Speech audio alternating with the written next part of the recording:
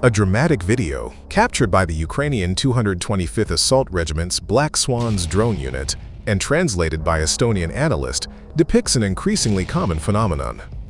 Russian soldiers exploding after a nearby drone strike cooks off the ammunition the soldiers are carrying.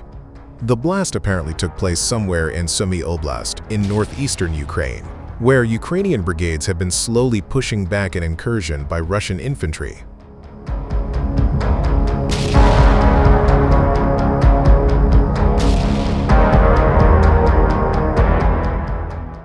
Infantry self-immolation is one of the second-order effects of the accelerating demechanization of the Russian armed forces, as Russia's wider war on Ukraine grinds into its 42nd month. The Russians have written off more than 20,000 combat vehicles and other heavy equipment, far more than they can immediately replace through new production and the reactivation of increasingly scarce stored vehicles.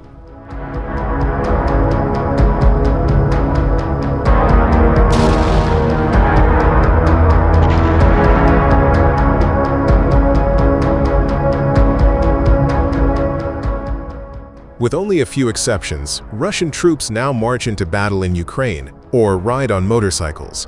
Even cargo trucks are in short supply, meaning the troops themselves are the supply line. But in carrying bullets, grenades, and mines on their persons, they risk self-destruction from drone near misses. Perpetua recently identified, in one shocking video, around 150 destroyed Russian trucks on a 2-mile stretch of one of the several roads threading west from the Russian stronghold of Seladov toward the village of Shevchenko, a few miles south of Pokrovsk. That's a wrecked Russian truck every 70 feet.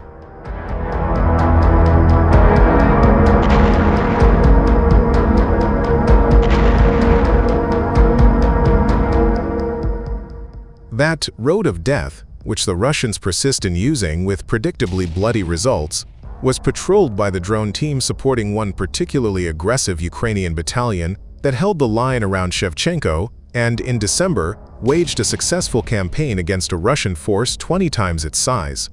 The Ukrainian campaign halted the grinding year-long Russian advance on Pokrovsk, although temporarily.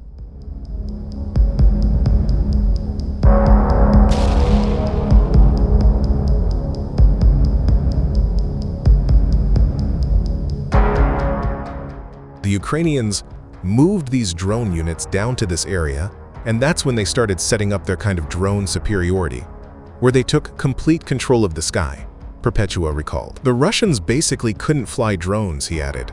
Their drone would take off, Ukraine would shoot it down, and then attack the drone pilots, and they couldn't fly drones.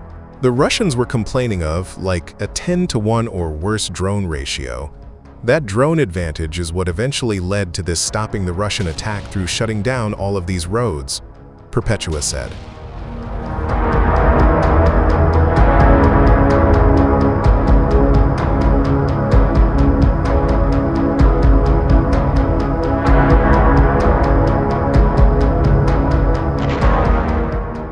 The Ukrainian drone pilots had this policy, where they wanted to first take out the Russian drones and then, once those drones were taken out, go for the supply routes. Heavy hexacopter Vampire drones fitted with night vision gear and carrying loads of grenades or mines, many of them flown by the famed Ukrainian Birds of Magyar drone group, inflicted the most damage on the roads to Shevchenko. The Russians are adept at downing the 50-pound Vampires with 2-pound first-person view drones that blow up on contact.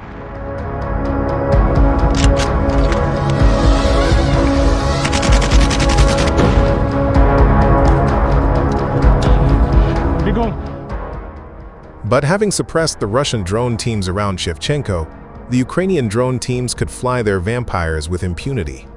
Smaller FPV drones joined the Vampires, including some fiber optic models. After blasting every Russian supply truck in sight, the drones ranged farther south and east and located the depots where the Russian regiments were storing the trucks and other vehicles that remained.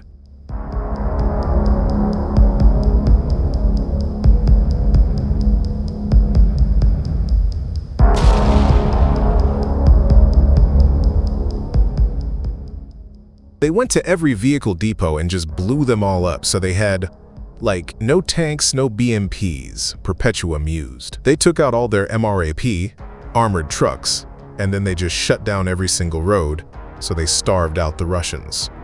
To reinforce Shevchenko, the Russians had to walk for kilometers. Their engineers were saying, "We have to build a minefield, but we can't bring any trucks up. So everyone has to carry 2 mines." Perpetua laughed.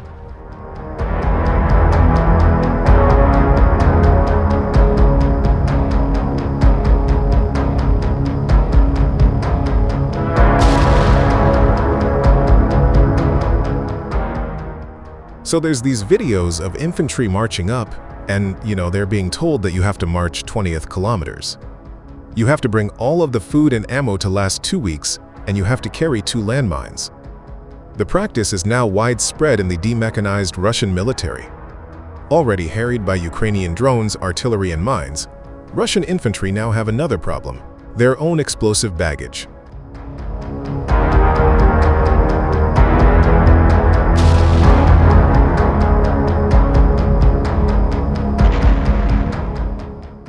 Russia claimed the capture of multiple settlements in Sumy over the past weeks after Russian President Vladimir Putin ordered the creation of a security buffer zone along his country's border with Ukraine back in May. Earlier, Zelensky told journalists that there are 53,000 Russian troops fighting in the Sumy region, where he said clashes are ongoing at a maximum depth of 7 kilometers, 4.3 miles, according to Ukrainian public broadcaster Suspiln. He denied Russian forces had crossed into the country's Dnipropetrovsk region.